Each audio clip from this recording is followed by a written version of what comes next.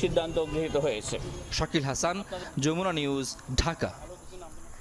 চলতি বছরের মধ্যে বিদেশে পাচার হওয়া কয়েকশো কোটি ডলার ফিরিয়ে আনা সম্ভব বলে জানিয়েছেন অর্থ উপদেষ্টা ডক্টর সালেহ উদ্দিন আহমেদ।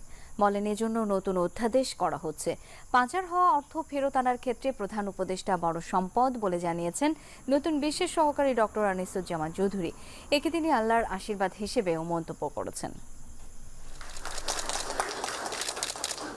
শ্বেতপত্র প্রণয়ন কমিটির তথ্য অনুযায়ী ক্ষমতাচ্যুত আওয়ামী লীগ সরকারের ৩ মেয়াদে দেশ থেকে ২৮ লাখ কোটি টাকা পাচার হয়েছে। অর্থ পাচারের ক্ষেত্রে শীর্ষ ১১ ব্যক্তি ও প্রতিষ্ঠানের তালিকাও করেছে এ সংক্রান্ত টাস্ক ফোর্স। এর মধ্যে আছেন সাবেক প্রধানমন্ত্রী শেখ হাসিনা ও তার পরিবারের সদস্যরা। এ অবস্থায় পাচার হওয়া বিপুল পরিমাণ অর্থ ফেরত আনার বিষয়টিকে গুরুত্ব দিচ্ছে অন্তর্বর্তী সরকার, করছে নতুন অধ্যাদেশ। অর্থ উপদেষ্টা জানিয়েছেন, চলতি বছরে কয়েকশো কোটি টাকা